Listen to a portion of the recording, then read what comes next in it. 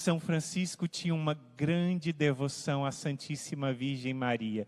Ele, antes da sua conversão, tinha visto lá na Porciúncula uma multidão de cegos, de coxos, de pessoas necessitadas, famintas, chegarem lá, e porque lá era a morada dos anjos e da rainha dos anjos, depois essas pessoas eram saciadas e eram curadas. Isso ele teve a visão antes da conversão, e depois, com a sua própria pessoa lá, essa graça aconteceu.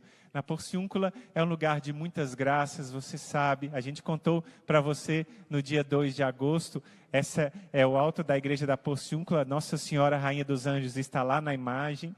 É o lugar onde São Francisco partiu para a eternidade.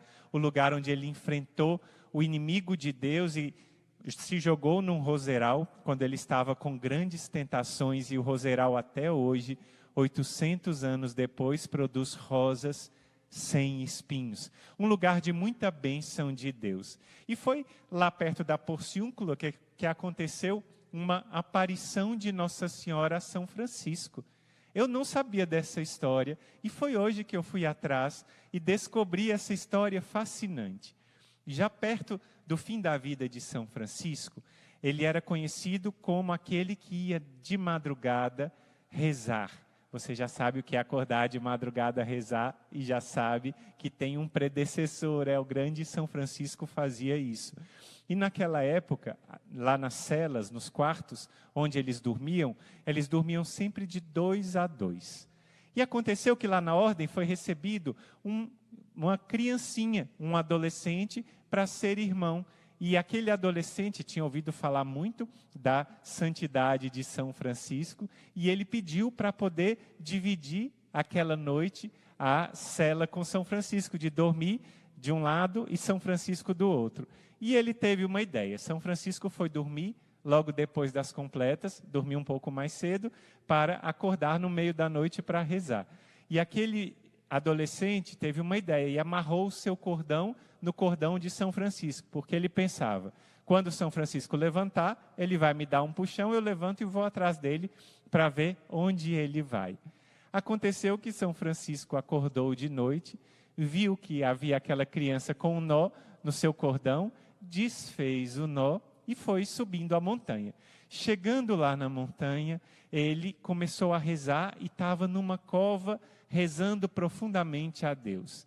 Lá, um pouco mais tarde, aquela criança, aquele adolescente despertou e viu que São Francisco tinha saído e desfeito o nó. Ele viu que a porta do bosque estava aberta e foi atrás de São Francisco para ver o que estava acontecendo. E quando ele chegou perto, viu que havia um barulho de conversas. E quando ele chegou mais perto, ele viu São Francisco que estava falando com a Santíssima Virgem Maria, que tinha aparecido também com São José, São João Batista e São João Evangelista. Eles estavam conversando e falando sobre assuntos celestes. Nessa hora o menino ficou tão impressionado e tocado que desmaiou. E caiu. São Francisco teve no final da visão, foi voltar para a sua cela, não viu o adolescente que tinha caído, tropeçou nele e levou uma queda. Depois viu que o menino estava desacordado e entendeu o que tinha acontecido. Pegou o menino nos braços e levou para a sua cela e lá esperou o menino acordar, olhando para ele. Quando o menino acordou, falou: "Você presenciou aquela conversa celeste, então eu te proíbo que você nunca mais fale isso com ninguém enquanto eu estiver vivo." E esse jovem se tornou frade, um santo frade. E depois que São Francisco faleceu, contou essa história para que a gente pudesse saber que São Francisco viu Nossa Senhora e ele tinha um amor imenso pela Santíssima Virgem. Tanto é assim que foi a escola franciscana quem defendeu o privilégio da Imaculada Conceição de Maria. E os franciscanos são conhecidos pela devoção à Santíssima Virgem. Se a gente pega depois de tantos séculos o grande São Maximiliano, Maria coube o louco da Imaculada, entregue a Nossa Senhora. Eu estou contando isso para você entender que nesse primeiro dia dessa novena Nossa Senhora Aparecida, São Francisco está aqui para dizer para você o que ele disse para os frades. Ele disse para os frades enquanto ele estava vivo: Eu quero que todos os frades reconheçam na Virgem Maria como minha advogada. Eu quero que todos os frades reconheçam na Virgem Maria como nossa advogada. E em qualquer necessidade que nós tivermos, devemos recorrer à Virgem Maria. E de lá para cá, os franciscanos não têm sido decepcionados, nem eu, nem você.